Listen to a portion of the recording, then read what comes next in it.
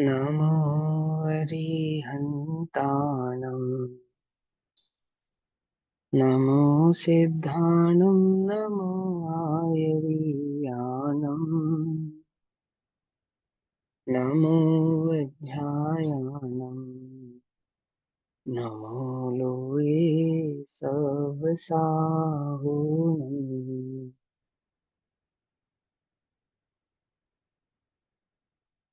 मङ्गलं भगवान् वीरो मङ्गलं गौतमो गणी मङ्गलं कुन्दकुन्दार्त्यो जैन धर्मोऽस्तु मङ्गलम् सर्वमङ्गल्यमाङ्गल्यम् सर्वकल्याणकारकम् प्रधानां सर्वधर्माणां जैनं जयतु शासनम् तज्जयति परं ज्योतिः समं समस्तैरनन्तपर्याये दर्पणतल इव सकला प्रतिफलति पदार्थमालिका यत्र।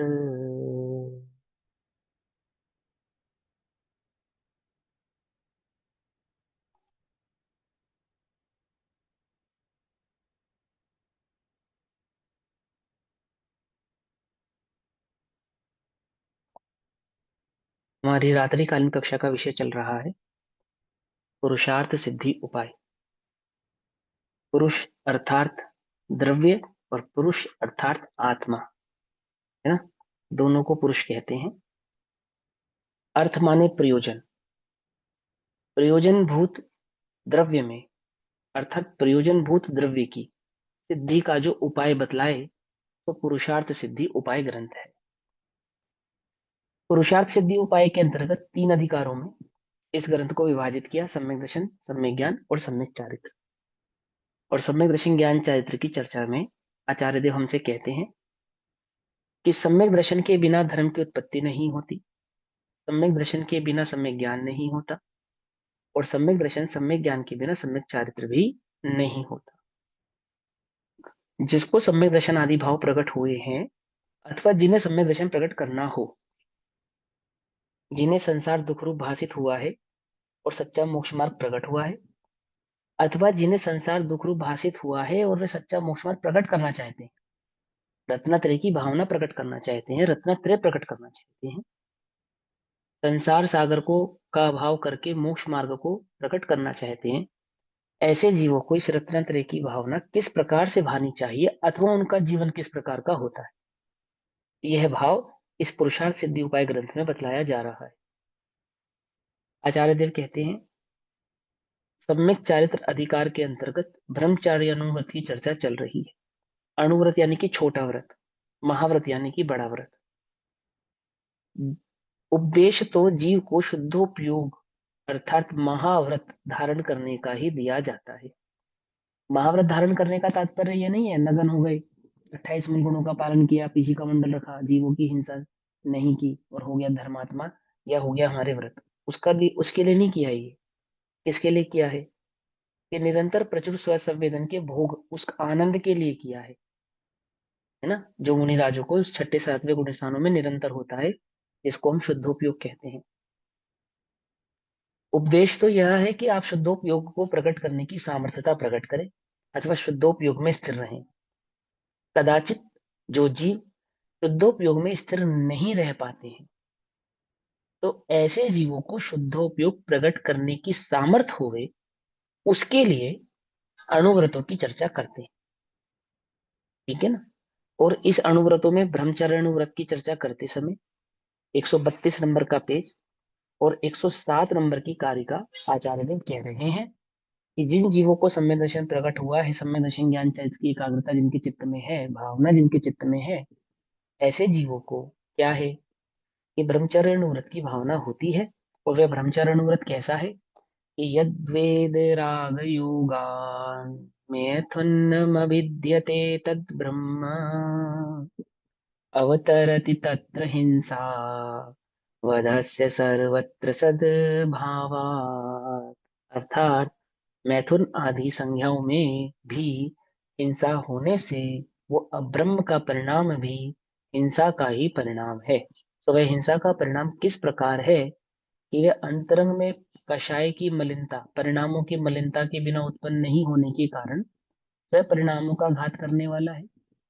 तथा द्रव्य हिंसा किस प्रकार से है उसमें कि जिस स्त्री के संसर्ग से ये मैथुन या सहवास भाव होता है, तो उसमें भी अधिक जीवों की हिंसा होती है, ये भाव समझा रहे हैं। जो वेद के राग रूप योग से स्त्री पुरुषों का सहवास कहा जाता है, वह अब्रह्म है। और उस सहवास में प्राणिबद्ध का सर्व स्थान में सद्भाव होने से, सर्व स्थान में अर्थात स्त्री के शरीर में सर्वांग में उन जीवों का स्थान होने से हिंसा होती है, टीका करते हैं। स्त्री वेद पुरुष वेद नपुंसक वेद के परिणाम रूप राग भाव सहित योग से अर्थात मन वचन काय की परिणति में वेद का उदय आना। किस प्रकार के वेद का उदय आना? स्त्री संबंधी, पुरुष संबंधी और नपुंसक संबंधी वेदों का उदय आना। तो मैथुन अर्थात स्त्री पुरुष का मिलकर काम सेवन करना सो है कुशील है, अब्रह्म है। उस कुशील से हिंसा उत्पन्न होती है। कारण कि कुशील करने और कराने वाले के सर्वत्र हिंसा का सद्भाव है, करने वाले के भी और कराने वाले के भी, दोनों के हिंसा का सद्भाव है। शरीर में भी हिंसा का सद्भाव है, मन में भी हिंसा का सद्भाव है। अर्थात अंतरंग और बहिरंग दोनों प्रकार की हिंसा वहां पर हो रही है। स्त्री की योनि नाभि कूच और कांख में मनुष्याकार समूर्छन पंचेंद्रिय जीव उत्पन्न होते हैं। इसलिए स्त्री के साथ सहवास करने में द्रव्य हिंसा होती है। तथा स्त्री और पुरुष दोनों के कामरूप परिणाम होते हैं, जिससे भाव हिंसा होती है। शरीर की शिथिलतादि के निमित्त से अपने द्रव्य प्राण का घात होता है ना। और पर जीव स्त्री या पुरुष के विकारी परिणाम का कारण है, अथवा उसको पीड़ा उत्पन्न होती है। काम पीड़ा कहते हैं इसको, काम ज्वर, वह पीड़ा उत्पन्न होती है, उसके परिणाम विकारी होते हैं। इससे अन्य जीव के भाव प्राण का घात होता है तथा मैथुन में बहुत जीव मरते हैं। इस तरह अन्य जीव के द्रव्य प्राण का घात होता है। तो अब मैथुन के प्रकट रूप से हिंसा है, सो ये बात कहते हैं 108 नंबर की कारिका में। हिंसयन्ते तिलनाल्याम् तप्तायसि विनिहिते तिलायद्वत् बहवे बहवो जीवा योनौ हिंसन्ते मैथुने त्वद्वत्। अर्थात जैसे तिल से भरी हुई नली में गरम लोहे की सलाख डालने से तिल भुन जाते हैं, वैसे ही मैथुन के समय योनि में भी बहुत से जीव मर जाते हैं। जैसे तिलों से भरी हुई बांस की नली में अत्यंत गर्म की हुई लोहे की शलाका डाली जाए तो सब तिल भुन जाते हैं, उसी प्रकार स्त्री के अंग में पुरुष के अंग से मैथुन करने पर योनिगत सर्व जीव तुरंत ही मरण को प्राप्त होते हैं। यही प्रकट द्रव्य हिंसा है। पुरुष के भी देखो, लार्वा होता है हमारा, लार्वा जीव जो लार्वा होता है, थूक, हमारा पसीना होता है जिसको हम श्वेत कहते हैं, पसीना, इन सब में जीव होते हैं। शरीर के मैल में जीव होता है। इस शरीर ही पूरा सिर्फ रोगों का घर थोड़ी है, जीवों का घर है। इस शरीर के आश्रित कितने जीव रहते हैं? एक अकेले हम थोड़ी इसके मालिक हैं। हमारे खून में भी जीव है, हमारे मल में भी जीव है, हमारे पसीने में भी जीव है, हमारे सलाइवा में भी जीव है। और ये जो शरीर की स्किन है ना, स्किन, इसमें भी जीव है, जीव ही जीव है। कितने जीव हैं? कोई जीवों की कोई कमी नहीं है शरीर के अंदर। इस शरीर के आश्रित रहने वाले जीवों की कमी नहीं। मात्र बात स्त्री के शरीर की नहीं है, क्योंकि लिखने वाले पुरुष आचार्य है ना, वे उसकी मुख्यता से इस बात को कह रही हैं। स्त्री की केव को भी ऐसा ही समझना चाहिए, पुरुषों के शरीर में भी उन्हें अनुराग नहीं करना चाहिए। शरीर अनुराग करने योग्य वस्तु भी नहीं है, वास्तव में नहीं है। क्या है? मलमूत्र मांस का घड़ा, कुछ नहीं है इसके अंदर। एक दासी पुत्र होता है, दासी पुत्र, दासी पुत्र को राजकुमारी पे मोहित हो जाता है। वो दासी पुत्र राजकुमारी पे मोहित हो जाता है, और सर्वांग सुंदर होती है राजकुमारी।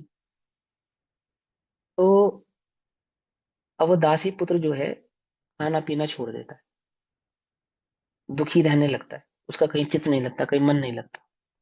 वो दासी पुत्र और वो राजकुमारी, दोनों का मिलन तो होने से रहा। उसकी माँ को मालूम चलती है ये बात, माँ भी दुखी रहने लगती है। तो राजकुमारी को, अपनी दासी को दुखी देखकर राजकुमारी पूछती है, तू क्यों दुखी है, क्या हुआ तुझे? तो वो कहती है कि ऐसे ऐसे बात है, वो उसको सारी बात बता देती है कि मेरा पुत्र तुम पे मोहित हो गया है, और उसने खाना पीना भी छोड़ दिया है, दुखी रहता है, हर समय म्लान अवस्था में पड़ा रहता है, और उसको देखकर मेरा चित्त बहुत दुखी होता है ना। और पॉसिबल भी नहीं है, वे दासी पुत्र है, तुम राजकुमारी हो ही नहीं सकता, इन तुम्हारा विवाह ही नहीं हो सकता उसके साथ। राजकुमारी कहती है कोई बात नहीं, तुम एक काम करना, अपने तुम्हारे पुत्र ने तो मुझे देखा ही है ना। बोले हाँ, अभी तो मोहित हुआ। तो तुम उसको 15 दिन बाद मेरे पास लेकर आना। 15 दिन तक ना मैं तुमसे मिलूंगी और ना ही किसी और से। वो अपने को एक कमरे में बंद कर लेती है।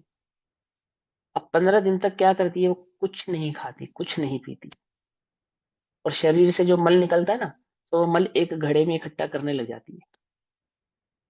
और 15 दिन बाद उसकी शरीर की हालत तो बिल्कुल एकदम कर्कश शरीर, बिल्कुल म्लान, हड्डियां एकदम दिखने लगी, गाल पिचक गए, आंखें अंदर चली गई, पेट अंदर चला गया, एकदम सूखा शरीर हो गया। जो चमकती शरीर से वो भी चली गई, रवानगी खत्म। अब सच्चाई तो शरीर की यही है जो बुढ़ापा है, सच्चाई तो इस देह की वही है। वो दासी पुत्र को लेकर आती है, अपने पुत्र को लेकर आती है, तो उसके अपने पुत्र से कहती है कि राजकुमारी ने तुझे बुलाया है। अंदर जाता है, राजकुमारी को खोजता है, उसे राजकुमारी नहीं दिखती। वो जो लेटी होती है ना बिस्तर पे, वो कहती है कि किसे ढूंढ रहे हो। वो कहता है आवाज तो राजकुमारी की है, तुम्हें क्या हुआ। मैं ही हूँ राजकुमारी, और मैं चाहती हूँ कि तुम मुझसे विवाह कर लो, मैं तुमसे विवाह करने के लिए तैयार हूँ। तो वो देखकर वो तो हैरान होता है, कहता है अरे इतना मलान शरीर, इतना ऐसी कर्कश देह, भैया तो मुझे तो देखा भी नहीं जा रहा तुमको, कि तू जिस सुंदरता को ढूंढ रहा है वो सुंदरता तो इस घड़े में बंद है। घड़े में क्या कहा, वो जो शरीर दिख रहा था ना तुझे सुंदर, हष्ट पुष्ट, वो तो इस घड़े में बंद है। ये मल ही भरा था शरीर में, और तो कुछ था नहीं। तो उसको समझ में आता कि भैया ये मैं किस चक्कर में पड़ा था। समझ नहीं बात, एक आटे का मुर्गा, इस कहानी है आटे का मुर्गा, पढ़ी है तुमने? ज्ञानमती माता जी की लिखी हुई पुस्तक है, मैंने बहुत बचपन में पढ़ी थी, 11-12 वर्ष की उम्र में पढ़ी होगी, या शायद और कम वर्ष की उम्र में पढ़ी होगी।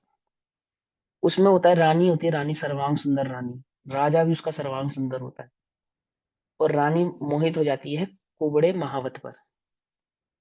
महावत कैसा होता है, कुबड़ा होता है, काला होता है, और उस महावत पर रानी मोहित हो जाती है। और फिर उनका जो भव भ्रमण शुरू होता है, वो बड़ी एक लंबी चौड़ी कहानी है भव भ्रमण की, पढ़ने लायक पुस्तक है, आप लोगों के पास हो देख लेना, मंगा लेना। बहुत सुंदर कहानी है आटे का मुर्गा। कहने की बात यह है कि बात सिर्फ स्त्री के शरीर की नहीं है, बात तो शरीर मात्र की है। क्या है, ये शरीर वास्तव में राग करने योग्य वस्तु नहीं है, एक्चुअल में नहीं है, लेकिन हम इसका विचार नहीं करते। राग की तीव्रता में, कषायों की तीव्रता में, है ना, भोग की तीव्रता में, ऐसा कहना तो नहीं चाहिए, परंतु स्थिति तो जीव की ऐसी हो जाती है जैसे सुअर, है ना। गंदगी उसे प्रिय लगती है, देह प्रिय लगना तो सुअर जैसी स्थिति है। समझे या नहीं समझे, मल प्रिय लगना। क्या कहते हैं, बहुत से जीव मर जाते हैं, जो देह तुम्हें राग रूप लगती है, पसंद आती है, जिसपे तुम मोहित हो रहे हो, वह क्या है, वह तो हिंसा का द्वार है। हिंसा ही हिंसा है, सर्वांग में हिंसा है। क्या कहते हैं, सर्वजीव तुरंत ही मरण मरण को प्राप्त हो जाते हैं, यह प्रकट द्रव्य हिंसा है। कोई कहे अनंग क्रीड़ा, अनंग क्रीड़ा समझते हैं? अंग क्रीड़ा का मतलब होता है काम के निश्चित अंगों को कहते हैं अंग क्रीड़ा, और निश्चित अंगों को छोड़कर जो क्रिया की जाए उसको अनंग क्रीड़ा। अनंग क्रीड़ा में तो हिंसा नहीं होती, तो उससे कहते हैं कि कैसे नहीं होती, भाव प्राणों की तो हिंसा निरंतर ही हो रही है, निरंतर। काम ज्वर सबसे खतरनाक ज्वर माना गया है, मालूम? सबसे खतरनाक ज्वर है ये, काम ज्वर। इस शरीर लोग एक दूसरे के खून के प्यासे हो जाते हैं। बच्चों को पाल पोस के माँ बाप बड़ा करते हैं, बच्चे छोड़ के किस लिए चले जाते हैं? समझे ना, जीवन जीने के नाम पे या आजादी के नाम पे आज क्या हो रहा है, ये कहते हैं यद्यपि 101 109 नंबर की कारिका में कहते हैं अनंग क्रीड़ा भी हिंसा ही है। यद्यपि क्रियते किंचन मदनोद्रेकादनंग रमणादि, तत्रापि भवति हिंसा रागाद्युत्पत्तितृ त्वात् तदुत्प्रांत और तदुपरांत काम की उत्कटता से, उत्कटता से मतलब तीव्रता से, काम की तीव्रता से, अंतरंग तीव्रता से, यत किंचित जो कुछ अनंग रमणादि अनंग क्रीड़ा की जाती है, उसमें भी रागादि की उत्पत्ति के कारण हिंसा होती है। मन मलिन होता है, चित्त मलिन होता है, दुखी होता है, पूर्ति के अभाव में क्या होता है, पांचों ही इंद्रियां शिथिल हो जाती हैं, चित्त शिथिल हो जाता है, कहीं मन नहीं लगता। और तीव्र वेदना के कारण ना भेद विज्ञान, ना धर्म की खबर, है ना, काम ना जाने जात को जात, सुना है, भूख ना जाने झूठा भात, नींद ना जाने टूटी खाट, है ना, और काम ना जाने जात को जात, अर्थात किसी भी प्रकार के मर्यादा को वह समझता नहीं है जो जीव तीव्र चारित्र मोह कर्म के उदय से, इस चारित्र मोहिनी कर्म के उदय की बात चल रही है, यानी कि सम्यक दृष्टियों की बात होगी। मिथ्या दृष्टियों की अपेक्षा से ये चारित्र मोहिनी कर्म का उदय नहीं है, समझना इस बात को बहुत ध्यान से। कोई मिथ्या दृष्टि ये छल ग्रहण करे कि वो दर्शन मोह तो मिथ्यात और चारित्र मोह के कारण ऐसा, ऐसा नहीं। आप एक बात समझो ध्यान से, जब कषायों के स्वरूप को आप समझेंगे, तो जो चार कषाय होती है ना, अनंतानुबंधी, प्रत्याख्यान, अप्रत्याख्यान और संजुलन, है ना, तो जिनको अनंतानुबंधी का उदय है, तो वो अनंतानुबंधी का उदय अकेला तो नहीं होता, वो दर्शन मोह के साथ ही होता है, ठीक है ना। तो वो जो अनंतानुबंधी का उदय है, उस अनंतानुबंधी के अंदर गर्भित ही तीनों कषाय हैं, जो अंतिम तीन कषाय है, अप्रत्याख्यान, प्रत्याख्यान और संजरण। अल्टीमेटली वो ये कहना चाहते हैं कि चारों की चारों कषाय अनंतानुबंधी रूप है। अनंतानुबंधी रूप होने के कारण क्या हो गया, मिथ्या दृष्टि को चारित्र मोहिनी कर्म का उदय नहीं, दर्शन मोहिनी कर्म का ही उदय है। और चारित्र मोहिनी कर्म का उदय तो सम्यक दृष्टि को होता है, समझिए नहीं समझ में आई बात। वही क्रिया जो जो सम्यक दृष्टि को चारित्र मोहिनी कर्म के उदय के कारण माने गए हैं, वही क्रिया मिथ्या दृष्टि को दर्शन मोहिनी कर्म के उदय के कारण मानी गई। पकड़ में आती बात, नहीं पकड़ में आती है। फॉर एग्जाम्पल, कोई द्रव्यलिंगी है, बिना सम्यक दृष्टि दर्शन के मुनिराज बन गए, हो गए मुनिराज, कोई दिक्कत नहीं है, 28 मूल गुणों का निर्दोष अनुपालन कर रहे हैं, वो भी ठीक है। लेकिन चार कषाय चौकड़ी में आश्रव किसका हो रहा है, अनंतानुबंधी का हो रहा है या चारित्र मोहिनी संबंधी हो रहा है, दर्शन मोह संबंधी हो रहा है या चारित्र मोहिनी संबंधी होगा।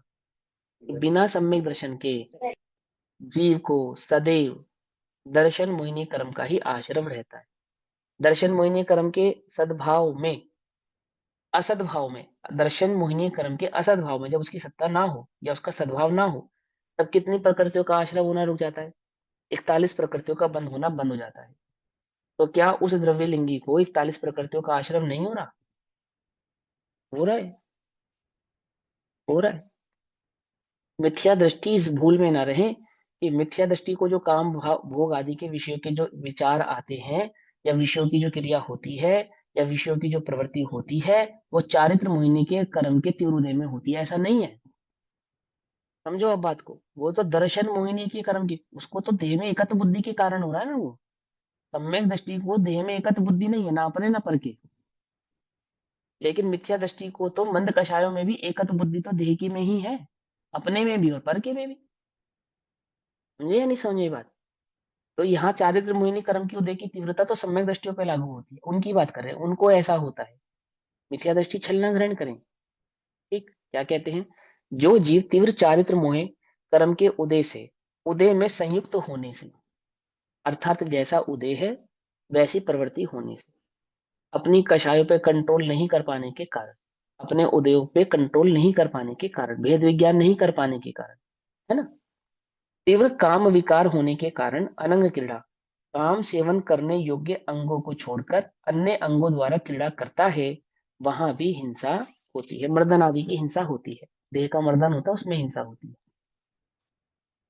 अंग अर्थात लिंग और योनि के संयोग बिना अन्य तरह के काम क्रीड़ा करना अनंग क्रीड़ा है। कारण की हिंसा का होना राग आदि की उत्पत्ति के अधीन है। हिंसा तो अंतरंग में जो राग आदि विकार उत्पन्न हो रहा है उसका नाम है, हिंसा तो उस विकार का नाम है। यदि राग आदि ना हो तो हिंसा कभी नहीं हो सकती। राग तीव्र ना हो तो काम क्रीड़ा क्यों करे, जो राग है तो उसका नाम ही हिंसा है। इससे सिद्ध हुआ कि अनंग क्रीड़ा में भी हिंसा होती है। और यहाँ पे सिर्फ भाव हिंसा नहीं होती, द्रव्य हिंसा भी होती है। दोनों ही प्रकार की हिंसाएं होती है ना, क्योंकि यहाँ पे भाव हिंसा की मुख्यता से कथन कर रही हैं। और कुशील के त्याग का क्रम कहते हैं, 110 नंबर की कारिका में कहते हैं, यह हिंसा जनक जो अभ्रम भाव है इसका हमें त्याग करना चाहिए, है ना। ये ऐसी संज्ञा है, ये इसका इसका उम्र से कोई लेना देना नहीं है। कोई ये समझे कि वो जवानी में या प्रौढ़ अवस्था में ज्यादा होती है, ये बुढ़ापे में भी पीछा नहीं छोड़ती। भेद विज्ञान अगर तुमने सही प्रकार से नहीं किया तो ये मैथुन संज्ञा पीछा नहीं छोड़ेगी मरते दम तक भी, ध्यान रखना। इसलिए मैथुन संज्ञा से बचने का एक ही उपाय है, क्या उपाय है? तत्व स्वरूप को भली प्रकार से समझना, ना कि सिर्फ मैथुन संज्ञा, चारों ही प्रकार की संज्ञा और पांचों ही प्रकार से पांचों ही प्रकार के पापों से बचने का जो उपाय है। पांचों प्रकार के पापों से बचने का उपाय, चारों ही प्रकार की संज्ञा से बचने का उपाय, अथवा अन्य 25 या 16 मूल कषायों से बचने का जो उपाय है, क्या है? कि एकमात्र तत्व अभ्यास, एकमात्र तत्व निर्णय। तत्व अभ्यास और तत्व निर्णय के बिना आप अपने परिणामों को पलटने की कितनी भी कोशिश कर ले, कितनी कोशिश कर ले, कुछ होने जाने वाला नहीं है। समझ में ये बात? कुछ नहीं होने वाला। विपरीत दिशा में पुरुषार्थ करने से बेहतर है सम्यक दिशा में पुरुषार्थ करो। और सम्यक दिशा का पुरुषार्थ क्या है? कि तत्व अभ्यास करना, तत्व निर्णय करना, तत्व की उपलब्धि, तत्व की प्राप्ति करना। वो ही एकमात्र उपाय है, दूसरा कोई उपाय नहीं है। तत्व दृष्टि से नहीं देखोगे कोई कषाय नहीं जीत पाओगे, कितनी कोशिश कर लो आप, चाहे वो धन संबंधी, प्रक्रिया आदि संबंधी हो, चाहे वो अन्य संबंधी हो। न कषाय न पाप, कुछ नहीं जीत पाना। उपाय तो एक ही है, क्या? वो सच्चे तत्व के स्वरूप को भली प्रकार से समझे, अंतरंग में वह भाव तुम्हारे अंतरंग में उतरे, चित्त में तुम्हारे वह आत्मा रुचे, तो देह से बुद्धि टूटती है। ठीक है ना। यूं ही देह बुद्धि टूट जाती है ऐसा नहीं है, है ना। क्या कहते हैं? ये निज कलत्र मात्रम परिहंतुर शक्नुवन्ति नहि मोहात् निःशेष शेष योषिन् निषेवणम तैरपि न कार्यम। जो जीव मोह के कारण अपनी विवाहिता स्त्री को ही छोड़ने में निश्चय से समर्थ नहीं है, स्वदारा संतोष, जो सामाजिक रीति नीति से जिस स्त्री के साथ तुम्हारा विवाह हुआ है अथवा जिस पुरुष के साथ तुम्हारा विवाह हुआ है, उस स्त्री या पुरुष मात्र के अलावा उसको छोड़ने में जो समर्थ नहीं है, उन्हें बाकी की समस्त स्त्रियों का सेवन तो कदापि नहीं करना चाहिए, है ना। क्या कहते हैं? जो जीव चारित्र मोहिनी के उदय से उदयवश अपनी विवाहिता स्त्री को छोड़ने में समर्थ नहीं है, उन्हें भी अपनी विवाहिता स्त्री के अलावा संसार की अन्य समस्त स्त्रियों के साथ काम सेवन नहीं करना चाहिए और अपनी विवाहिता स्त्री में ही संतोष रखना चाहिए। इसे एक देश ब्रह्मचर्य व्रत कहते हैं। और अध्यात्म में ब्रह्मचर्य किसको कहते हैं? अध्यात्म में आत्मा की अनुभव, आत्मा की सेवन का नाम ही ब्रह्मचर्य है, अर्थात ब्रह्म स्वरूपी आत्मा का चरण चर्या करना सो ब्रह्मचर्य। सर्वथा त्याग तो मुनि धर्म में ही है। स्त्री मात्र के साथ काम सेवन करने का त्याग करना महाव्रत है। स्त्री मात्र के साथ काम सेवन के त्याग करने का नाम महाव्रत है, और जो बन सके तो इसे अंगीकार करना चाहिए। ठीक है ना। ये ये इस भावना को समझना, कोई गृहस्थ है और उसने ब्रह्मचर्य ले लिया तो उसका ब्रह्मचर्य महाव्रत नहीं कहलाएगा। क्या कहा? क्योंकि आपने तो कहा स्त्री मात्र का सेवन का त्याग कर देगा नाम महाव्रत है, और मैंने वो ब्रह्मचर्य व्रत ले लिया। क्योंकि वहां पे ब्रह्मचर्य का अर्थ है पांचों ही प्रकार की इंद्रियों के जो विषय है, वो पांचों ही प्रकार की इंद्रियों के विषय का त्याग होना, संपूर्णतः त्याग होना, तो उसका नाम महाव्रत है। यहाँ तो महाव्रत की अपेक्षा से कह रहे, गर्भित है वो बात। कोई सातवीं प्रतिमा, आठवीं, नवीं, 10वीं प्रतिमा अल्लग छुल्लक अपने को महाव्रती समझने लगे, ऐसा नहीं है। ऐसा नहीं है। भले ही उनका स्त्री मात्र से काम सेवन करने का त्याग है, तो भी वे महाव्रती नहीं होंगे। महाव्रती तो वही छठे सातवें गुण स्थान वाले निर्गंथ दिगंबर मुनिराज ही कहलाएंगे। अपेक्षा समझना ध्यान से। एक देश श्रावक धर्म अंगीकार, यदि कदाचित ना बन सके तो एक देश त्याग रूप श्रावक धर्म अंगीकार करना चाहिए। श्रावक के तो अपनी विवाहित स्त्री का ही सेवन होता है, तो भी वेश्या, दासी, परस्त्री, कुमारी इत्यादि का सेवन सर्वथा नहीं करना चाहिए।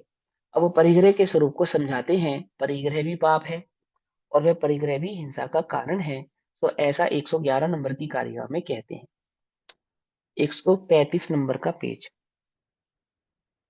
या मूर्छानामेयं विज्ञातव्यं परिग्रहोषः मोहोदयादुदीर्णो मूर्छा तु ममत्व परिणामः।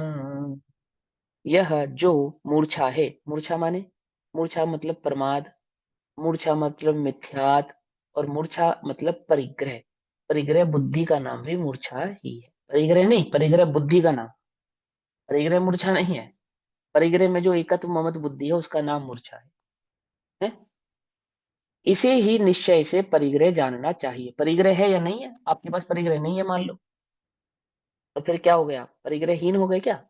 या महाव्रती अनुव्रती हो गए? थोड़ा परिग्रह आपके पास नहीं है। भिखारी के पास परिग्रह नहीं है, त्रियंचियों के पास परिग्रह नहीं है, नारकियों के पास परिग्रह नहीं है, तो क्या हो गए? वे सब अनुव्रती हो गए या महाव्रती हो गए? क्या है वो? जो परिग्रह में सुख बुद्धि है, वो परिग्रह में जो एकत्व ममत्व बुद्धि है, वो परिग्रह बढ़ाने की जो बुद्धि है उसका नाम मूर्छा है। और वह मूर्छा क्या है? वह परिग्रह जानना चाहिए निश्चय से। तो परिग्रह बुद्धि ही परिग्रह है, अर्थात मूर्छा है। मूर्छा को बेहोशी भी कहते हैं। बेहोश, बेहोश हो गया। किसमें बेहोश है? कुछ सुध बुध नाही रही है, मिथ्यामति छाई गई है? क्या मिथ्यामति छाई गई है? ये जो पांच इंद्रिय के विषय हैं, ये जो पांच इंद्रिय के भोग हैं, ये जो मेरी इंद्रियों की संतुष्टि के कारण है, यही तो जगत में सुख के कारण है, यही तो मेरे सुख के कारण है। और धर्म के फल में क्या चाहता है? यही तो चाहता है कि इस भव में भी मुझे पांच इंद्रिय के विषय भोग मन चाहे प्राप्त हो, और परभव में भी मुझे पांच इंद्रिय के विषय भोग मन चाहे प्राप्त हो। यही तो फल चाहता है धर्म का। इसी को तो मूर्छा कहा। जो धर्म क्या कर सकता है? इस जीव को संसार रूपी दुख से निकालकर मोक्ष रूपी सुख में स्थापित कर सकता है? और ये बेहोशी में उसी धर्म से क्या चाहता है? क्या भावना भाता है? कि हे प्रभु, मेरा काम अच्छा चल जाए, हे प्रभु मेरी अच्छी नौकरी लग जाए, हे प्रभु मुझे आमुक आमुक प्रकार के परिग्रह की संपत्ति की प्राप्ति हो जाए, लौकिक सुख की प्राप्ति हो जाए। ये तो चाह रहा है। तो और क्या है मूर्छा? हम तो तुझे संसार का लौकिक सुख देने का मार्ग बतला रहे हैं, और तू वहीं संतुष्ट हुआ जा रहा है, दुखी हुआ जा रहा है। उपयोग नहीं लग रहा अपना कल्याण करने में, क्यों? क्योंकि परिग्रह नहीं है। और उपयोग नहीं लग रहा अपना आत्म कल्याण करने में, क्यों? क्योंकि परिग्रह बहुत है। समझ में बात? नहीं समझ में? दोनों ही कारण। परिग्रह नहीं है तो भी उपयोग नहीं लगा रहा, परिग्रह बहुत है तो भी उपयोग नहीं लगा रहा। इसको परिग्रह को मूर्छा कहा। क्या है मूर्छा? देखो, तुम्हारा परिग्रह बढ़ता है ना। तुमने नई गाड़ी खरीदी, जिस दिन तुम नई गाड़ी खरीद के लाते हो उस दिन तुम साथ दे में नहीं आती। क्यों? क्यों? बोलो। मैं तो एक उदाहरण दिया, अब कितने उदाहरण जोड़ता चला जाऊंगा, खत्म नहीं होंगे। क्या है ये? समझे मूर्छा क्या कहा? आत्म कल्याण के मार्ग से पहले छूटता है। मूर्छा बेहोशी है। सुख का सच्चा सुख तो उसको परिग्रह का बढ़ना दिखता है। श्री रायचंद जी क्या कहते हैं?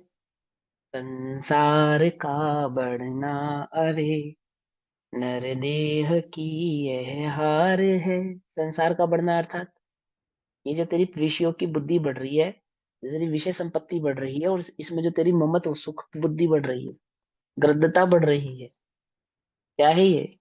ये तो नरदेह को, नर भव को हार जाने जैसा है। किसके लिए मिला था ये शरीर? ये नर मनुष्य भाव किसके लिए मिला था? ये जैन कुल, ये बुद्धि, ये क्षय उपशम, ये तत्व ज्ञान किसके लिए मिला है आपको? विचार तो करो। और हम विचार तो करते ही नहीं। परिग्रह क्या कर लेता है? बुद्धि का हरण कर लेता है। पांचों ही पाप हरण कर लेते हैं। चोरी भी तो परिग्रह के वशीभूत होकर करते है ना। हाँ, क्या पूछना दीदी बताइए। भैया इससे सवाल नहीं है परिग्रह परिमाण से, लेकिन वो जैन कुल से मुझे एक सवाल याद आया। मेरे को अभी किसी ने पूछा था कि मतलब कोई भी जो हमारे तीर्थंकर हैं वो मतलब जैसे कहते हैं कि जैन कुल में नहीं जन्मे, तो मैं उस चीज हम्म। को समझा नहीं पाई कि जैन रिलीजन है और जैसे भाई हमेशा कहती हैं कि वो जैसे रघुवंश में हुए या उनका भैया वंशज होता। वो जैन कुल में ही जन्मे हैं। क्या कहा? हुँ, जैन कुल में ही जन्मे हैं। क्या है जैन अच्छा, कुल बताओ? वही जैन मैं कुल का समझा मतलब नहीं क्या है? पाई कि थी। जो जैन मान्यता है वही जैन कुल है। मेरे घर में जो रीति रिवाज जैनिज्म के माने जाते हैं, अपनाए जाते हैं, किए जाते हैं, वही तो जैनिज्म है ना। वही तो जैनिज्म में से अलग है। महावीर भगवान की जो मम्मी पापा थे, वो किस धर्म को फॉलो करते थे? उनकी क्या मान्यता थी? वस्तु स्वरूप के संदर्भ में उनकी उनके चित्त में क्या धारणा थी? क्या धारणा थी?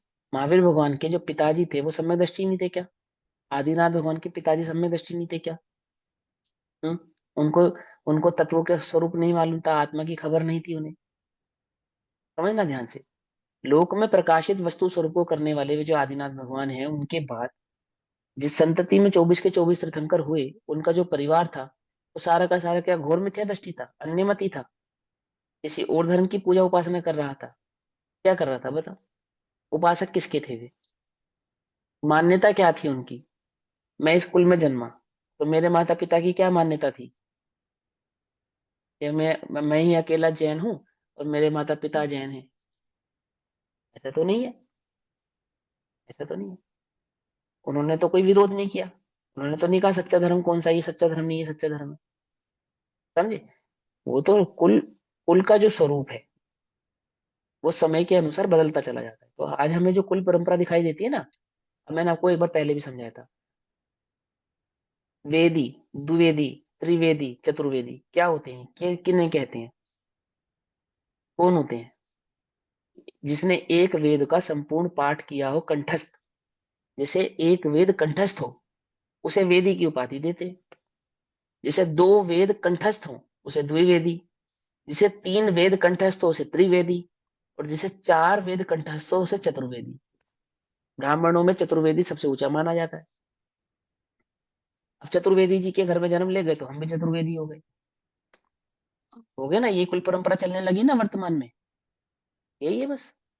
तो आप उस संतति से देखते हो। अब जैनिज्म का मतलब क्या है? जिसके चित्त में जैन धर्म की मान्यता हो, वो जैन है। क्योंकि जैन जाति नहीं है, जैन धर्म है। धर्म मान्यता का नाम है। धर्म किसका नाम है बोलो? वत्तु मान्यता सहावो का धम्मो, नाम। चारितम खलु धम्मो, दंशन मूलो धम्मो। धर्म का मूल क्या है? श्रद्धा धर्म का मूल है। आपकी जो श्रद्धा है वही आपका धर्म है। सीधी सी बात। पकड़ में आती नहीं? बात पकड़ में आती है। तो उनकी श्रद्धा क्या थी? आप बदला दो, हम जान जाएंगे उनका धर्म कौन सा था। और जिसकी आप बात करते हो वो वर्ण है, वो धर्म नहीं है। चार हाँ, प्रकार के वर्ण होते हैं, है ना? क्षत्रिय वर्ण, वैश्य वर्ण, है ना, शूद्र वर्ण और ब्राह्मण वर्ण। अब आप इतिहास पढ़ो। ब्राह्मण वर्ण की स्थापना किसने की? आदिनाथ भगवान ने तीन वर्णों की स्थापना की थी, क्षत्रिय, वैश्य और शूद्र। ब्राह्मण वर्ण की स्थापना भरत ने की है। बाद में आदिनाथ भगवान के बाद भरत चक्रवर्ती ने ब्राह्मण वर्ण की स्थापना की। वर्ण है वो।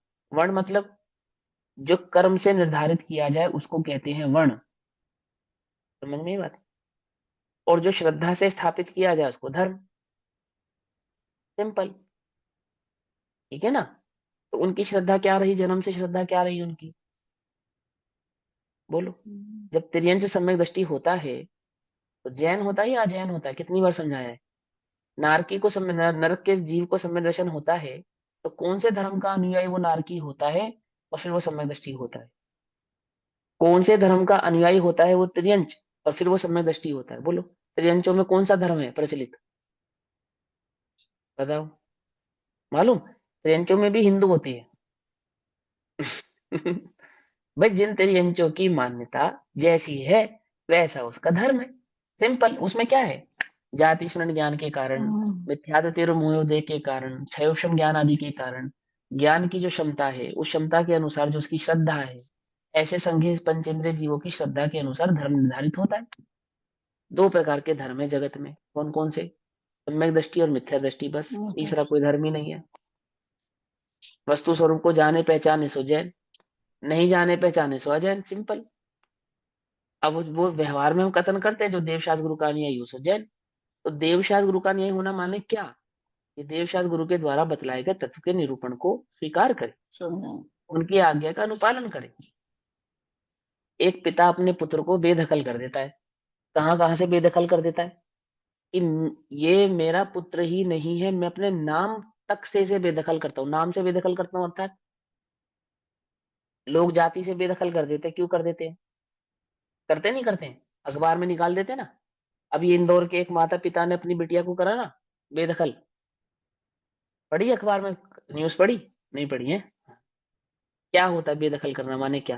कि जो मेरा द्वारा दिया गया संस्कार है अथवा जिन संस्कारों का अनुपालन मैं स्वयं करता हूँ, यदि मेरी संतान उन संस्कारों का पालन नहीं करती, उसके विरोध में जाती, विरुद्ध जाती है, तो मैं इसे अपनी संतान स्वीकार करता नहीं हूं। यही है ना? क्या धर्म है उसका, बोलो अब? क्या धर्म है उसका? कौन सा धर्म माने? जो उसकी मान्यता है, वही धर्म मानेंगे ना। उसकी मान्यता के कारण उसके पिता ने, माता पिता ने उसको अपने जाति से, अपने धर्म से, अपने नाम से, अपनी जायदाद से, अपने परिग्रह आदि से सबसे बेदखल कर दिया ना उसको। कर दिया नहीं कर दिया? क्यों कर दिया? मेरे द्वारा दिया गया संस्कार का अनुपालन इसने नहीं किया। ठीक। तो बोर्ड व्यापक होकर समझना पड़ेगा तो इसका उत्तर मिलेगा। वे त्रियंच भी जैन होते हैं जो जो सम्यक दृष्टि होते हैं। क्यों? कैसे होते हैं? कौन बतलाएगा? 5 लब्धि पूर्वक होता है। जो देशना लब्धि होती है, देशना लब्धि में ही देवशास्त्र गुरु का श्रद्धानी हो जाता है। यदि देवशास्त्र गुरु का श्रद्धानी नहीं है तो उसको देशना लब्धि भी नहीं है, सिंपल।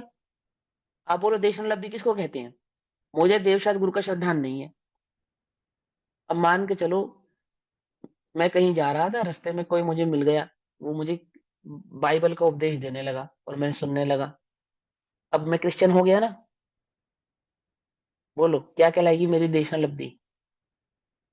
क्या कहलाएगी? वो मैं बाइबल का जो उपदेश सुन रहा हूँ, तो मेरी देशना लब्धि क्या कहलाएगी? देशना कहलाएगी वो या नहीं कहलाएगी? पंडित टोडरमल जी 5वें अधिकार में, 6ठे अधिकार में अन्य मतों की जो मीमांसा लिख रहे हैं, उन अन्य मतों को बिना पढ़े तो लिख नहीं रहे, बिना सुने तो लिख नहीं रहे। उनको पढ़ा, उनका अध्ययन किया, उनको सुना, सुना भी, पढ़ा भी, अध्ययन भी किया। तो उनकी लब्धि कौन सी कहलाएगी? देशना लब्धि कौन सी कहलाएगी उनकी? कि जिस मत को वे स्वीकार करेंगे, जिसकी बात पर वो श्रद्धा करेंगे, वही तो देशना कहलाएगी ना। सिंपल सी बात है ना। अगर आज मुझे जिन मत पे विश्वास नहीं है, जिन वाणी पे विश्वास नहीं है, तो ये जो उपदेश हम कर रहे हैं, सुन रहे हैं, आदान प्रदान कर रहे हैं, क्या ये देशना लब्धि है? ये देशना लब्धि नहीं है। ये देशना लब्धि जब है जब मैं इस पे श्रद्धा करूं कि ये भगवान द्वारा बतलाया गया जो मार्ग है, यही सच्चा मार्ग है। जब ये श्रद्धा मेरे चित्त में उत्पन्न होगा ना कि सच्चे देव, सच्चे शास्त्र, सच्चे गुरु का यही स्वरूप है और इनके द्वारा बतलाया गया ये जो मार्ग है यही सच्चा मार्ग है, इसका नाम है देशना लब्धि। समझ में आई बात या नहीं समझ में आई? जो फिलोसफर होते हैं ना, उन्हें 6 दर्शनों में, 6 दर्शनों का स्वरूप मालूम होता है। क्या ब्राह्मण है उससे जैन धर्म पढ़ लो आप, हम नहीं पढ़ा पाएंगे, उससे ज्यादा बारीकी से पढ़ा देगा आपको वो। क्या कहा? मुसलमान टीचर होते हैं मोमडन, 5 टाइम नमाज पढ़ते हैं, अल्लाह पे श्रद्धा है। जैनिज्म के बारे में सवाल जवाब करो, ऐसा उत्तर देंगे कि आप चकरा जाओगे, ये जैन है या मोमडन है। आप कंफ्यूज हो जाओगे, आपको मालूम ही नहीं चलेगा ये जैन से चर्चा कर रहा हूँ या मोमडन से जैन चर्चा कर रहा हूँ। बोलो देशना लब्धि है उसको या नहीं है? नॉलेज का नाम थोड़ी देशना लब्धि है, श्रद्धा का नाम देशना लब्धि है। जो हमें जिन वचन पे श्रद्धा हुई, जो हमें सच्चे देव शास्त्र गुरु पे श्रद्धा हुई, इनके द्वारा बतलाया गया मार्ग ही सच्चा मार्ग है, उसका नाम देशना लब्धि है।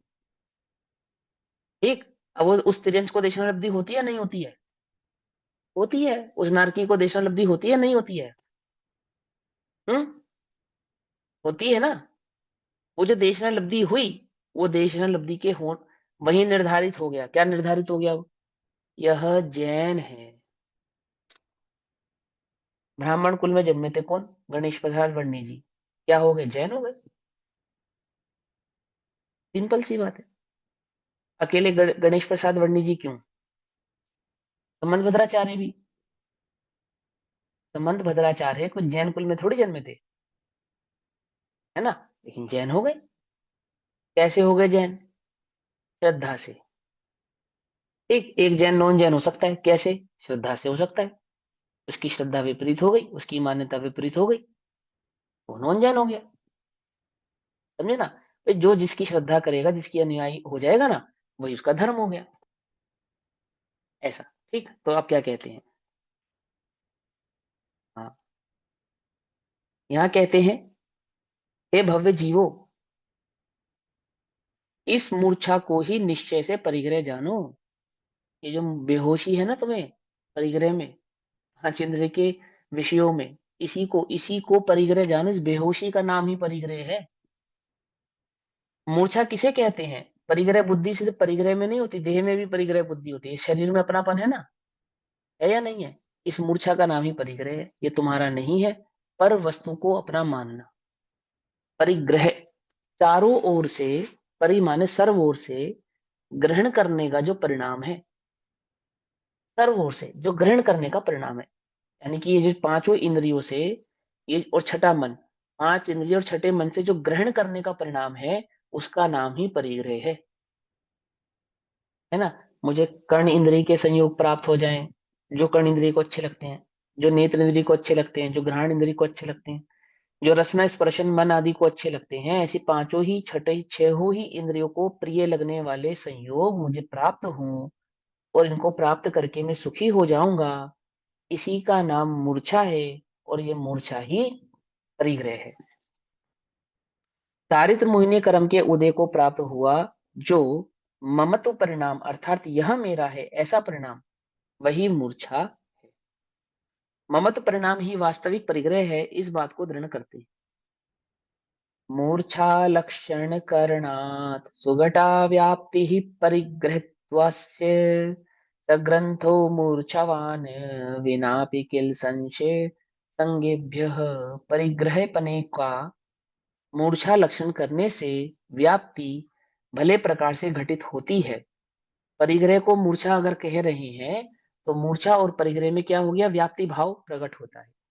अर्थात मूर्छा ही परिग्रह है और परिग्रह ही मूर्छा है, ऐसा कहना कुछ गलत नहीं है। क्यों गलत नहीं है?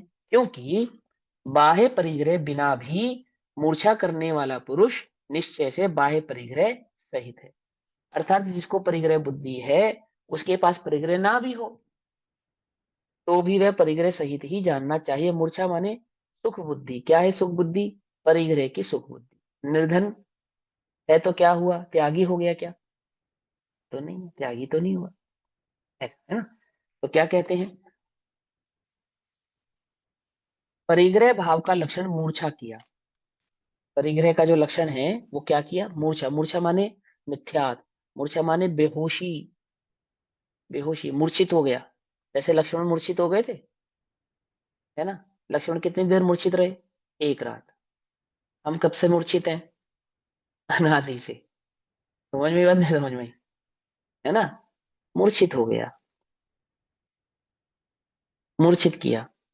उसमें व्याप्त भले प्रकार बनती है, क्योंकि धन धान्य आदि बाह्य परिग्रह बिना भी ममत्व परिणाम वाला जीव परिग्रह सहित ही होता है। जिसको ममत्व परिणाम है ना, मोह का परिणाम है, राग का परिणाम है, अंतरंग में मेरा है ऐसा परिणाम है, अथवा मुझे मिल जाए तो मैं सुखी हो जाऊं, ऐसी जो भावना है, इस ही का नाम परिग्रह है। साहचर्य के नियम को व्याप्ति कहते हैं। अर्थात जो साथ साथ रहने वाला भाव है, उसी का नाम व्याप्ति है। अर्थात जहां लक्षण हो वहां लक्ष्य भी हो, उसी का नाम व्याप्ति है। जो लक्षण में व्याप्त हो जाए, जो लक्षण लक्ष्य में व्याप्त हो जाए, उसी का नाम व्याप्ति है। इसलिए जहां जहां मूर्छा है वहां वहां परिग्रह अवश्य है। जहां मूर्छा नहीं है वहां परिग्रह भी नहीं है। इसलिए मूर्छा ही परिग्रह के साथ व्याप्ति समझना चाहिए। कोई जीव नग्न है ना, जैसे त्रियंच, जैसे नारकी, है ना। और मनुष्य गति में कदाचित विक्षिप्त जो मनुष्य हो जाते हैं, आदि आदि, बाह्य परिग्रह रहित है, उनके पास कोई परिग्रह नहीं है। परंतु यदि अंतरंग में मूर्छा अर्थात ममत्व परिणाम है, मिल जाए, प्राप्त हो जाए तो मैं सुखी हो जाऊं, ऐसी जो भावना है, तो वह परिग्रहवान ही हुआ। अतः मूर्छा परिग्रह का लक्षण अव्याप्ति दोषण से रहित है। ममत्व के त्यागी दिगंबर मुनि के जो पीछी कमंडल आदि बाह्य परिग्रह होने पर भी उन पीछी कमंडल से अंतरंग में ममत्व धारण नहीं करते हैं, इसलिए वे वास्तविक परिग्रह से रहित ही हैं। एक वो जो मुनिराज होते हैं, वे नग्न होते हैं, उनको अपना पीछी कमंडल होता है ना उनके पास, तो वह तो उनका परिग्रह हुआ ना। नहीं, उस पीछी कमंडल से भी उनको क्या नहीं है? ममत्व भाव नहीं। ममत नहीं। और ममत नहीं होने के कारण क्या हो गए कि वे परिग्रह धारी नहीं है, ऐसा। हाँ दीदी पूछो। भैया जैसे आजकल ना कई मुनिराजों का मैंने सुना था कि जैसे वो अपने पास प्रतिमा जी रखते हैं, तो वो उनके परिग्रह में आएगी या नहीं आएगी? वो किसके आधार से रखते हैं, मेरे को वो आधार समझ में नहीं आया, इसलिए मैं नहीं कह सकता। ठीक है ना, वैसे तो परिग्रह ही है, लेकिन वो किस आधार से रखते हैं। देव दर्शन, गुरु उपासना, स्वाध्याय, संयम, तपोदान, जो देव दर्शन है वो आवश्यक है श्रावकों का। मुनिराजों के आवश्यकों में समायिक आदि तो आते हैं, समायिक है, और प्रायश्चित आदि आदि तो आते हैं। देव दर्शन तो मुनिराजों के समायिक उसमें, अब आवश्यकों में आता ही नहीं। तो किस अपेक्षा से रखते हैं, ऐसा अपना मत वे सही प्रकार से जाहिर नहीं कर सकते हैं, ना ही करते हैं, है ना। और ऐसी स्थिति में वो परिग्रह तो है ही, है ना। उसके अलावा और भी बहुत सारे दोष हैं उसके अंदर, लेकिन बस कुछ सुध बुध ना ही रही है, मिथ्यामति धन्यवाद। छाई गई है, सीधी सी बात है। तो मिथ्यात्व तो ऐसी चीज है जो आप वो आपसे जो ना कराए तो सो थोड़ा है, आप कल्पना नहीं कर सकते। जीव मिथ्यात्व की दशा में क्या नहीं कर सकता। मारीच आदिनाथ भगवान से को चैलेंज कर रहा है, आप बोलो। साक्षात तो सो इंद्र जिनके चरणों में नतमस्तक हैं, जिनके गणधर जैसे आचार्य जैसे गणधर देव खड़े हैं, है ना। और इतना अतिशय भी है, सर्व सब कुछ है ना, और परम वितरागी है। केवल ज्ञान साक्षात प्रकट है, साथ साथ भाव उस समोचरण में, भाव मंडल में दिखाई दे रहे हैं सब कुछ। अगर इच्छा करे तो क्या नहीं जान सकता उस समोचरण में खड़ा हो गया वो मारीची। लेकिन वो कितना विरोधी हो गया। मिथ्या तो जो ना कराए सो थोड़ा है। मिथ्यात की दशा में जीव ने क्या नहीं किया, बोलो। आप कल्पना नहीं कर सकते, वो सब किया है उसने, और करेगा, करेगा। यह राग आग दहे सदा, क्या कहा, समझे। ये तो जो कराए, जितने भी मत मतांतर आदि आदि हैं, सब किसके किसकी देन है, किसकी देन है। पढ़े लिखों की देन थोड़ी, पढ़े लिखों की देन है, ये अनपढ़ों की देन नहीं है क्या। ये जो नए नए मत हैं, ये नए नए मत अनपढ़ों ने थोड़ी खड़े किए हैं। अनपढ़ को तो कुछ नहीं मालूम। लेकिन जो पढ़े लिखे होने का दावा करते हैं कि हमने ये पढ़ा, ये पढ़ा, ये पढ़ा, और देखो फला जगह ऐसा लिखा, उसमें ऐसा लिखा, उसमें ऐसा लिखा है, और ये मान्यता ऐसा क्या है, वो जोड़ मोड़ के तोड़ मरोड़ के अपना अर्थ जो निकालते हैं, वही तो नए नए मतों को खड़ा करते हैं। क्या करें, मिथ्यात। आज मेरी दिमाग का कनेक्शन इधर से उधर हो जाए जरा सा। है ना, तो मेरी बुद्धि भी कैसी हो जाए, मलिन हो जाए। हो सकता है मैं विक्षिप्त हो जाऊं, पागल हो जाऊं, हो सकता है कि मैं कोई नया मत खड़ा कर दूं। कोई कौन जानता है, कोई नहीं जानता। मिथ्या तो बैरी, इसका बीज भी समूल नष्ट कर देने योग्य है, ये अच्छी चीज नहीं है ये। समझो इस बात को, समझे। सर्वप्रथम क्या करो, हे साधक, सर्वप्रथम इस मिथ्यात्व के अभाव का उद्यम कर। सर्वप्रथम कुछ और मत कर, इस जगत में कुछ करने की तुझे आवश्यकता नहीं है। पहले में पहला काम कर, क्या कर, इस मिथ्यात्व के अभाव का उपाय। पहले में पहला काम, दूसरा कोई काम करने योग्य नहीं है। मेरी मानो तो अब घर बने ना बने, परिग्रह जुड़े ना जुड़े, परिवार बने ना बने, संगी साथी मित्र रहे ना रहे, समाज में जगत में तेरी प्रतिष्ठा हो चाहे ना हो, पहले इस मिथ्यात्व का अभाव कर। पहले इस मिथ्यात्व का अभाव कर, पहले में पहले इसका अभाव कर। दूसरा कोई कार्य करने योग्य नहीं है। ये मनुष्य जन्म, ये जैन कुल, ये तत्व प्रीति तुझे इस मिथ्यात्व के अभाव की भावना से ही प्राप्त हुई है, ऐसे ही नहीं प्राप्त हुआ है। जैनी तो जगत में बहुत है, स्वाध्याय कितनी है, स्वाध्याय भी बहुत है। तत्व पिपासु कितने हैं, तत्व पिपासु भी बहुत है। समझने वाले कितने हैं, और समझने वाले भी बहुत है। सम्यक पुरुषार्थी कितने हैं, समझे, और पुरुषार्थी भी बहुत हैं। प्राप्त कितनों को होता है, कुछ बात समझ में आ रही है, नहीं आ रही है। दुर्लभ है संसार में, दुर्लभ धन कन कंचन राज सुख, सभी सुलभ कर जान। किसको प्राप्त नहीं होते, बोलो, किसको प्राप्त नहीं होते। अरब के देशों में चले जाओ, मलेच्छ खंडों में कितने, हॉलैंड, अमेरिका, आदि आदि, पूरा दुनिया पड़ी है। परिग्रह की कमी है, तुम कल्पना नहीं कर सकते। क्या कहा? तुम तो फैशन के नाम पे जो तुम्हें प्राप्त होता है ना, वो तो निचड़ा हुआ सामान समझते हो। क्या है इस जगत में परिग्रह की और शान और शौकत भाव, तुम कल्पना नहीं कर सकते। कितना है। धन कन कंचन राज सुख सभी सुलभ कर जान, बहुत बहुत सुलभ है, वास्तव में सुलभ है। वास्तव में सुलभ है। कोई देव पर्याय प्राप्त हो जाना, परिग्रह प्राप्त हो जाना, जगत में सुंदर देह का प्राप्त हो जाना, धनादि का प्राप्त हो जाना, बुद्धि का प्राप्त हो जाना, ये तो बहुत बहुत सरल है, बहुत सुलभ है। किसी भी अनियोग से घटित कर कर देख लो, जैन होने की आवश्यकता नहीं उसके लिए। क्या कह रहा हूं मैं? एक्चुअल में नहीं है। बताओ, जगत के टॉप 10 पैसे वाले रईस, कितने जैन है उसमें? कितने जैन है बताओ? एलोन मस्क जैन है? या अंबानी जैन है? या अडानी जैन है? कौन है जैन बताओ? जैन है क्या ये? कोई जैन नहीं है इनमें से। समझे? अब जबरदस्ती तुम उन्हें जैन बनाते रहो, तुम्हारी मर्जी। नहीं, एक्चुअल में नहीं है। क्या कमी है बताओ? अरे टॉप 10 छोड़ो, तुम टॉप 1000 ले आओ, तो उसमें 2 4 5 जैन मिलेंगे तुम्हें। सच्चाई बता रहा हूं मैं ये। लिस्ट देख लेना। फिर भी जगत में ये बात प्रसिद्ध है कि जैनियों पे बहुत धन है, लेकिन टॉप 10 में नहीं है। क्या कहना चाह रहा हूं मैं, मेरी बात समझ लो। धन कन कंचन राज सुख सभी सुलभ कर जान, दुर्लभ है संसार में एक यथार्थ ज्ञान। और ये यथार्थ ज्ञान, यथार्थ मार्ग प्रकट करने की जो तुझे बुद्धि प्रकट हुई है, संयोग प्रकट हुआ है, ये मौका मिला है, इसे गवाओ मत। इसे गवाओ मत। आपको लगता होगा कि क्या है, ये तो सारी दुनिया पढ़ा रही है। यूट्यूब खोलो, चैनल भरे पड़े हैं। सब सब अपना ही पढ़ा रहे हैं, इतने आगम पढ़ाने वाले हो गए, इतना सब कुछ हो गया, इसमें क्या है, ये तो बहुत सरल है। ये तो गुरुदेव का प्रताप है जो तुम्हें आज सरल दिखाई दे रहा है।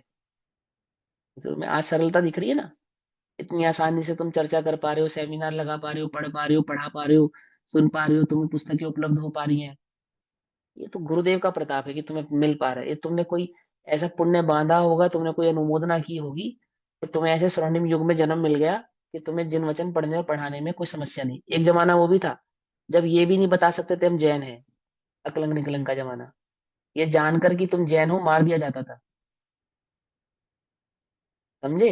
एक जमाना वो भी था, एक जमाना वो भी था जब अकबर आदि के जमाने में थालियां बजा बजा के रात गुजारनी पड़ती थी, ये बताकर कि हाँ हम रात्रि भोजन कर रहे हैं। तो स्वर्णिम युग है तुम्हें जो मिला है, लेकिन अपने को वैल्यू अब समझ नहीं पा रहे हम कि हमें क्या मिला है। जिसने इतिहास से नहीं सीखा, उसने कुछ नहीं सीखा। जिसने अपने पास्ट से नहीं सीखा, उसने कुछ नहीं सीखा। क्या समझे? बात समझ में आती है, नहीं समझ में आती है? एक्चुअल में समझ लो, ये जो थोड़ा सा चुल्लू भर जीवन है ना, वो जीवन है पानी की बूंद, कभी मिट जाए रे। मैं नहीं जानता, मैं नहीं जानता कल सुबह मेरी आंख खुले ना खुले। है? लेकिन ये समझ लो, ये यदि मिथ्यात्व का अभाव नहीं किया, बस।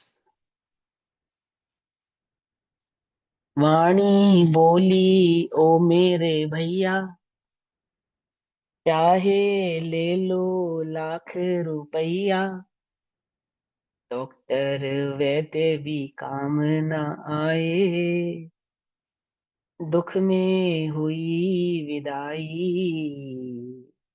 तूने यूं ही गवाई। है? क्या ये जीवन ऐसे गवा दिया तुमने? समझो, ये इसकी मनुष्य भव की दुर्लभता, और ये जो तत्व की प्राप्ति जो तुम्हें हो रही है, मार्ग जो समझ में आ रहा है या मार्ग उपलब्ध हो रहा है, इसकी दुर्लभता को समझो। समझो कि तुम सच्ची सच में वास्तव में इस भरत क्षेत्र के आर्यखंड में भली होनहार है उनकी। भली, जिन्हें ये विचार भी आता है, अभी प्राप्त नहीं हुआ, प्राप्त नहीं हुआ, जिन्हें ये विचार भी आता है। क्या विचार भी आता है? कि मैं कौन हूं, कहाँ से आया हूं, इन शुभाशुभ परिणामों का फल क्या होगा। इस गति से निकलकर मैं आगे कहाँ जाऊंगा? समझ में ये बात नहीं समझ में आई? जिन्हें ये विकल्प भी आता है, भली होनहार है उनकी, और तुम्हें तो ये सवालों के जवाब मिल रहे हैं। मैं कौन हूँ, आया कहाँ से, और मेरा रूप क्या, संबंध सुखमय कौन है, स्वीकृत करूं परिहार क्या है? जो भैया, बाकी चर्चा समय अनुसार करेंगे। ओम नमः सिद्धेभ्यः। निज निधि निज में बताई, यह अनंत उपकार है, उसके लिए जिनवाणी माँ को वंदना शत बार। नमो रिहंता।